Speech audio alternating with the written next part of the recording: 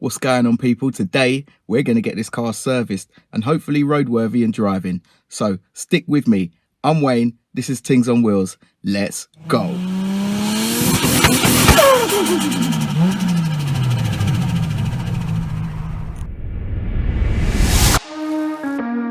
Now on engine service. Why do we do it? Here's why. Moving parts within an engine need to be lubricated, and oil is used to do so. Without this oil, we'd encounter high amounts of friction and heat, which in turn would cause wear and even catastrophic engine failure. Think of it as the bloodline. We want it to remain as pure as possible. So at specific intervals set by the manufacturer, we'll change serviceable items. The oil will be drained and the oil filter renewed for the reasons I mentioned before. You gotta do it. We will then move on to changing the spark plugs. These are responsible for starting combustion in the engine, and over so many cycles, the constant arcing of electricity will wear away the electrode, giving an irregular spark. This will lead to misfires and poor running, giving weak performance and higher fuel consumption. Who the hell wants that, eh? Not me. And then finally, we're going to change the air filter, as over a period of time, the debris will block the filter, causing more of a restriction, which will yet again hinder performance and fuel economy. So let's get straight into this.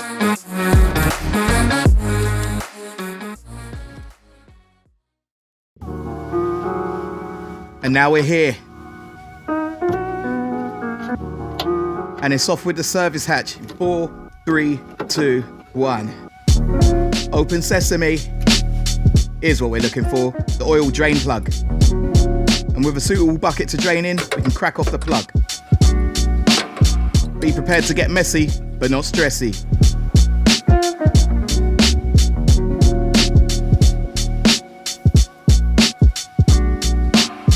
Now you see how the oil is darker than fresh oil?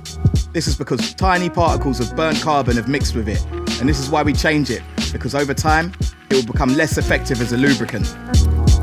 So a new plug and washer is in, ready for a top up. Get a bonnet open, and that glorious 3 litre sees the light of day. Yeah. Here's the oil filter housing, conveniently placed at the top of the engine. I like that design.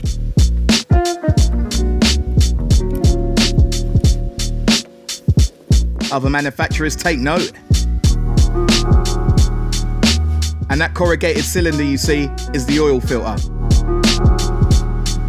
Looks to be in okay condition, doesn't it?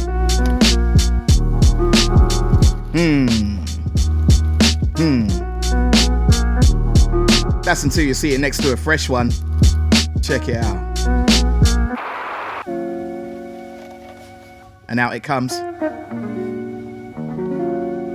This one's fit for the bin.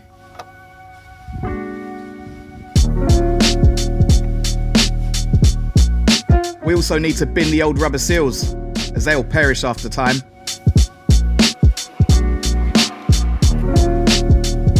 On with the new. Always smear a bit of oil on the seals, as it stops the rubber pinching and even tearing when tightening it back up.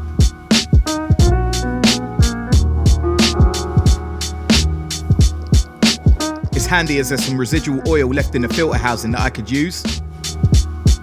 And a new filter pops in. Simples. Touch more oil, just in case.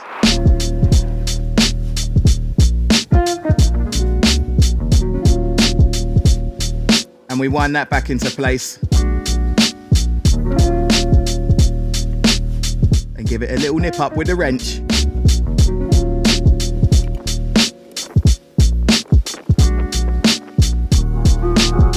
Nice and secure. Time for a fill up. The capacity is 6.5 litres.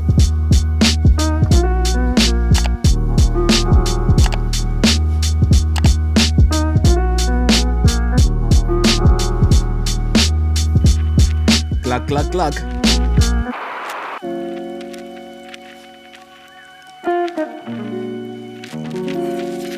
Using millers.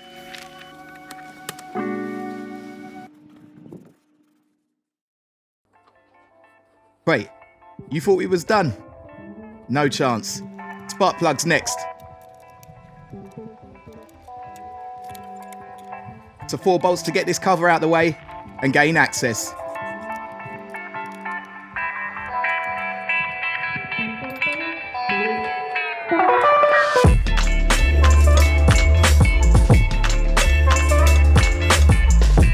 These clips are holding the connectors into the coil packs. These are like mini amplifiers providing power for the spark plugs. On older cars, you'd have had one powering the lot. But then in the case of failure, every cylinder would stop sparking, leaving you stranded. Not good.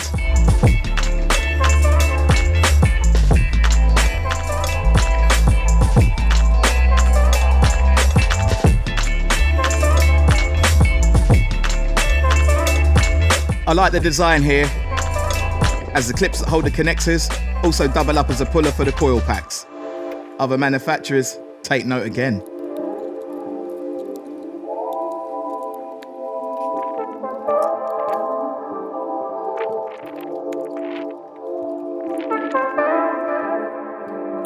They just pop out.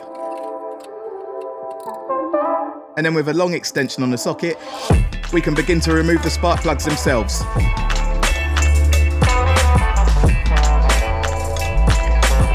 Condition of them was actually okay. But as we don't know when they were last changed, we replace as a matter of course.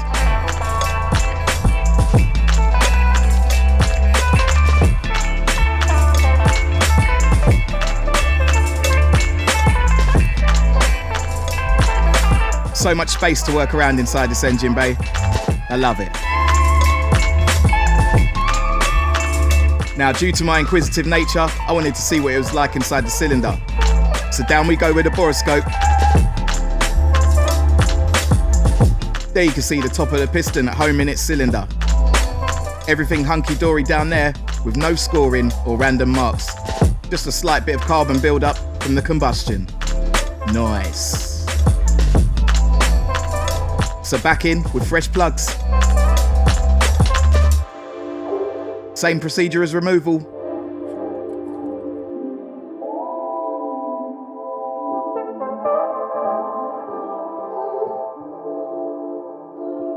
Not forgetting to torque them down as well.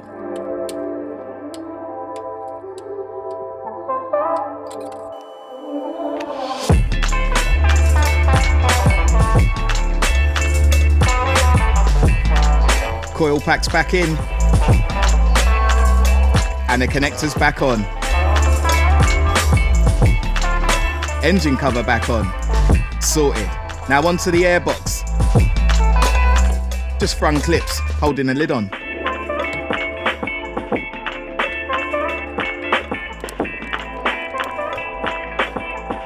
And there's the filter.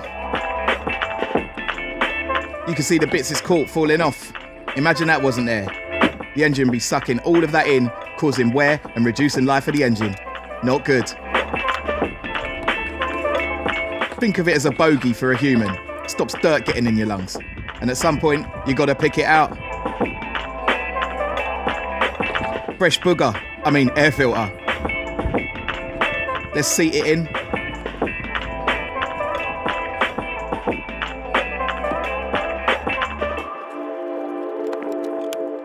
And clip it down. Bosh. Done.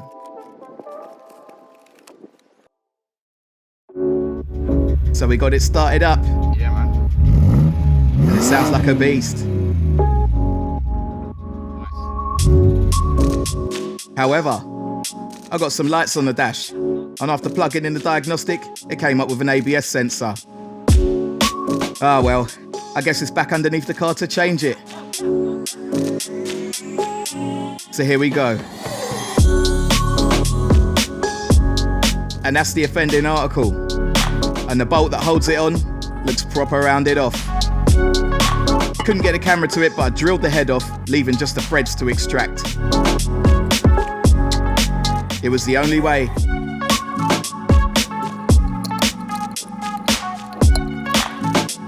No drama. So now I've got a fresh bolt with some copper grease. And the new sensor's in there, as you can see.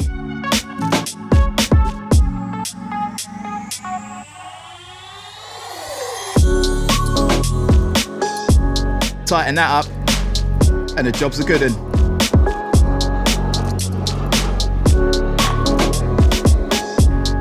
Now with the car roadworthy, it was time to go and check Barry before he left for a wheel alignment.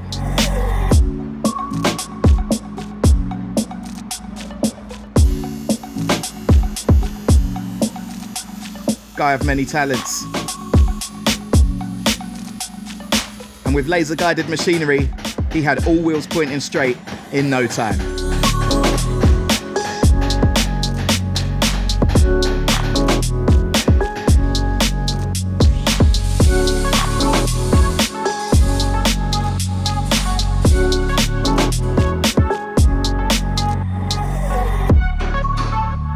The car was MOT'd after this, and it passed with flying colours, of course. I don't mess about.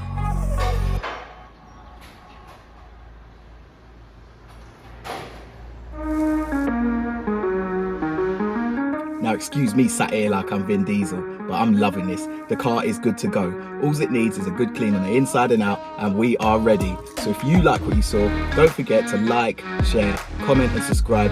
Click on the little bell for your notification, and we can get this going. Bless her.